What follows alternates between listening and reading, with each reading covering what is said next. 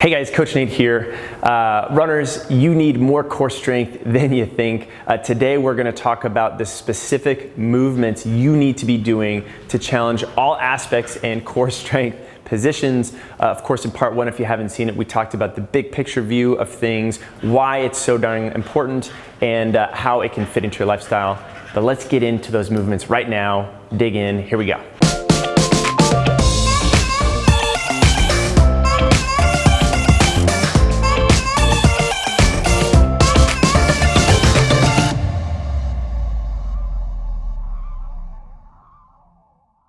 All right guys, so for today's video, it's gonna be really fun. We're gonna dig right into the actual specific movements that we're gonna work on to really give us that strong core. Now, for us to do this, we need to think about things from a big picture standpoint so that we develop our core in a balanced, stable way that gives us the stability we need for all the challenges that come at us as runners and as humans.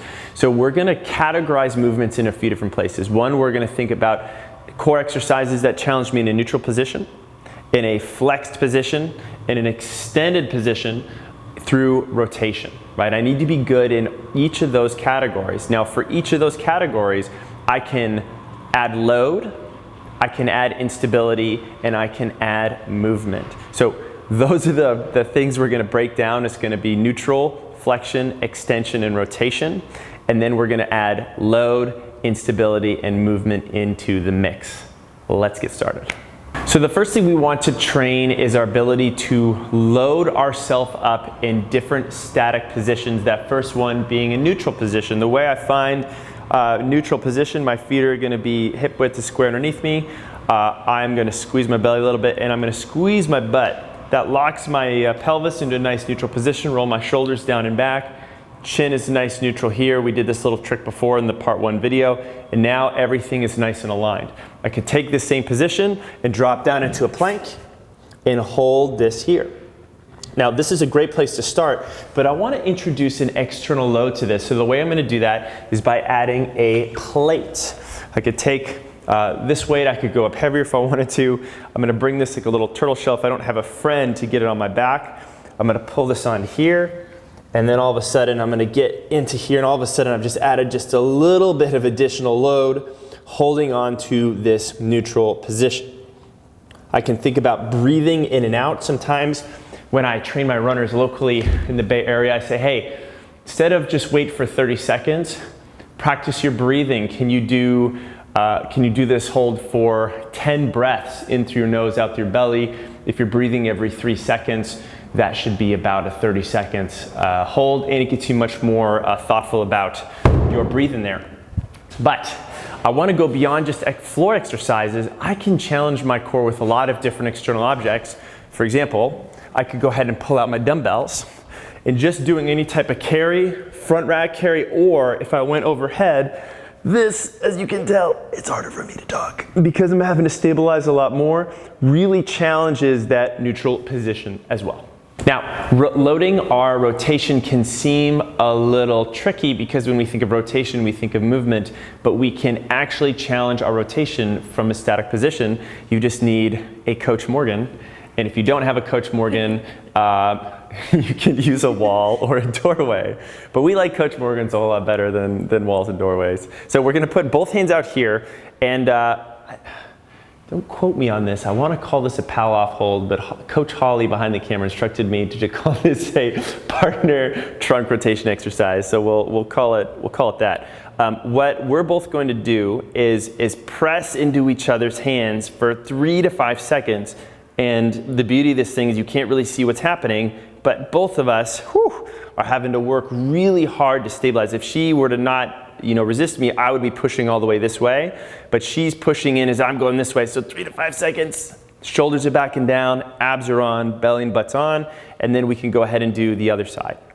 Push, push, push. Hold, and again, you could do this in a wall or doorway, no problem. You're going to notice it's not only just our obliques, but even our hips are firing too. So our next two static positions that we're going to focus on and that we're going to load up is going to be our hollow body for flexion and then our arch body for an extension. Now, different from the plank, what we're actually gonna do is get our whole body into this more of a flex position. So I'm gonna start by pressing that low back hard into the ground. Now normally if I'm nice and neutral, there's a natural little curve with my low back off. I could almost stick my fingers between the back and the ground. I'm gonna get into this flexion, I'm gonna push that low back hard into the ground. Now as I load this up, my load is gonna be my extension of my arms and my legs, but I really care about this middle position. I don't wanna sacrifice this at all, so I'm gonna start with my shoulders up off the ground, hands are here, I'm gonna extend one leg. This is like putting a little weight on the barbell, and then extend the other arm, then I'm extend the other arm, and then finally both arms and both legs. And can I hold this without dropping this at all? This is gonna be my flexed flexed loaded position. Now let's move to that arch body position. I'm gonna flip over onto my belly, and my hands are gonna be down by my side. Now what I'm gonna first start to do, just to really stabilize everything first, my abs are gonna be on and my butt's gonna be squeezed tight. It's really important to have this engaged before I pull my arms and my legs up, because if I lift unsupported, I'm actually not doing this as in an integrated and safe and strong way as I could be. So abs are on, butt is squeezed. Can I first just peel the legs a little bit off the ground, and then can I peel the arms and shoulders a little bit off the ground? If this feels pretty good, I can start to bring these arms out to the side, and then further forward, and then finally the full expression is gonna be thumbs straight up here. But if this gets too hard, I could bring my arms out to the side and then back over here just like a fighter jet flying through. Oh man, that was funny. No, we're keeping this in, Holly. This stays. So we're gonna hold this again. For both of these positions, it's really important to ask yourself a few questions. Can you breathe the whole time as you're doing these movements? Do you know when you're losing position? Does that pain start to creep in? And do you know how to modify or adjust it? And if you can always answer those three questions in these core exercises, you're gonna do okay. So one of my favorite ways to challenge ourselves from a core strength perspective is with instability. And I always like to start in a neutral position with a basic plank, and I can play with instability just by removing a limb off the ground. So I might start with both arms and legs here, and I'm just gonna lift one leg. I'm gonna notice that when I lift this leg, the other three have to pick up the slack. My abs are on a little bit more, my shoulders are engaged a little bit more, and this other leg's working harder. And then I'm getting a little bonus, hamstring and glute extension on this left side. Notice that as you do this, your body tends to want to go up here because this takes a little tension away. So really be neutral, pull this leg off nice and slow, and then see how good a job you can do that. If you have that down, the next thing we're gonna do is a one-arm plank where I could just pull to my shoulder, hold, same thing. As you do this, your body's gonna wanna shift to the side. So I wanna keep everything nice and neutral. And if this isn't too bad, I could extend my arm and make this a little bit harder. Hard for me to talk there in those positions, but if I can do that, that really makes a difference. Remember, ask these questions. Can I breathe? Do I know when I'm losing position? And can I make some sort of modification or adjustment? Those are super important. Once I have these, I can start to play with some other forms of instability. I've got these here, these rings, which are a great place to start. If you have a pair of TRX straps, those are great too. I'm gonna put my feet in these rings. So we're just gonna do a plank with our feet elevated up here. So I'm gonna start with one leg here, other leg, if I can find it, there we go. And then again, we're just in this plank. Now, both arms and legs are connected, but the challenge with this is that my legs can swim around and I really have to stabilize that and prevent myself from moving around. So just these little micro movements from this unstable environment not only gets the big movers, but all the nook and cranny muscles, as we like to say. I could flip myself around in this. Instead of just putting my feet in, I could go ahead and put my hands in them. So I'm gonna start here, get myself elevated, hold this position so I'm in a little bit of a plank position. This is really gonna challenge my ability to stabilize my shoulders as well. So again, we can play with different implements, remove an arm, move a leg, add another unsteady environment. If I didn't have this, I could use a Swiss ball or some sort of ball with my arms or legs as well. Now, let's not forget those combination movements where we combine two of these different aspects together. So for example, I could go into a happy star where I'm working not only on flexion, but a little bit of rotation. I'm gonna very perilously try this up elevated on this box so you guys can see where I'm gonna balance here. I'm gonna extend my arms and legs, find that balance here, and I could either come up opposite knee, opposite elbow, or I could do the full thing. Whoa, balance, opposite arm, opposite leg that way. Another way I could combine different types of concepts of movements, I could introduce flexion and instability by getting my feet up into my straps again. And I could work on some sort of knee tuck where I'm pulling myself in that way. I could even do a straight arm, straight leg version of this thing as well. Just a way of combining these different movements just to get a little different stimulus. Now, when it comes to movement for flexion, we really have a lot of options here. It could start as simple as a sit-up, where I'm sitting down here, get myself up all the way. I could make this a little bit harder, more abdominal, just by going into butterfly style position. I could take this out and I could work on some sort of tuck up or V up where my legs are here and balanced on my butt. I'm extending out into that hollow body position, coming back up tall. I could challenge this by going straight arms and straight legs all the way through for those V-ups.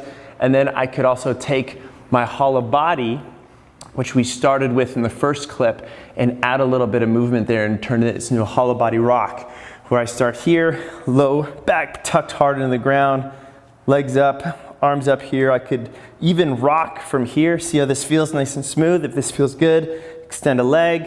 How's this? Could I extend an arm? Could I extend another arm? And could I extend another leg? But what's really important is that this stays connected all the way. Just a different way of introducing movement there. For my extension, same sort of thing. I could get onto my belly. I can work on squeezing my butt tight, squeezing my belly. And I could just do some Superman holds where I'm starting low, pulling myself up, hold, drop back down, pull myself up, hold. If this is too hard, I could even just do kind of my upper body part, work here. I could just do my lower body half, or I could put both things together. And then I can also work on that arch body rock where everything's tight and connected. I've pulled my legs up off the ground, I've pulled my arms, and I'm working on alternating pulling up with my legs and then my arms at the same time. This can get a little tricky for some of you, so if you feel like you have a hard time separating, if you feel like your arch body rocks turn into this, what you can do is put your hands here by your side and you can alternate kind of pull and push, and once you have a little momentum, you can start to extend these legs. So that is our movement for our flexion and extension. So now we're going to start to work on our rotation and challenge ourselves with a little bit of movement here. So there's different ways to do this. One of my favorite way and kind of an easy way to set up is use some sort of band. This could also be a cable in a gym if you have a traditional gym access.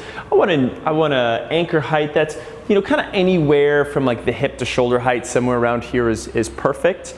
And we're gonna stand with a little bit of tension on this, and I'm just gonna rotate through the hips and the shoulders. Come back in nice and controlled, rotate out, nice straight arms as I go through.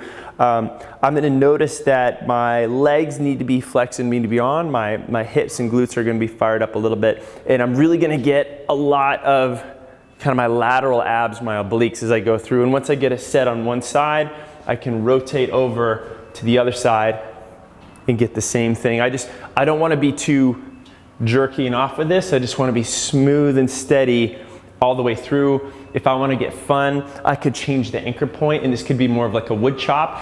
I could have an anchor high and I could work on rotating low, or I could have the anchor low and I could work on rotating high.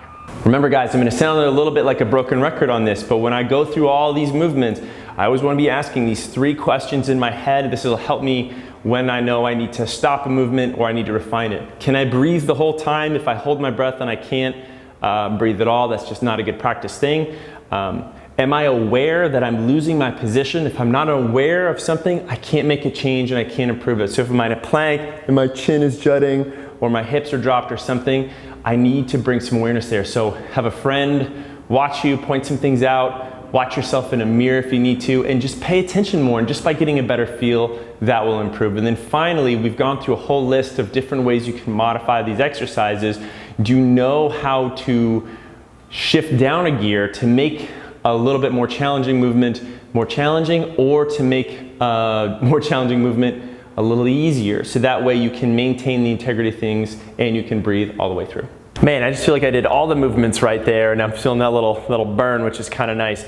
Stay tuned for part 3, because we are going to geek out a little bit on programming. How do I combine this flexion, extension, rotation, the load, the instability, the movement in for a really good core strength and conditioning routine that I could mix up and match a couple times a week depending on what I need to do. Of course, if you want to get started with more training with us, guys, jump on that 7-day free trial to the training club. Click that link in the description and you can get access to all of our programs and this type of coaching all the time. Of course, if you like this video, guys, hit us a thumbs up down below. It helps other runners find this video.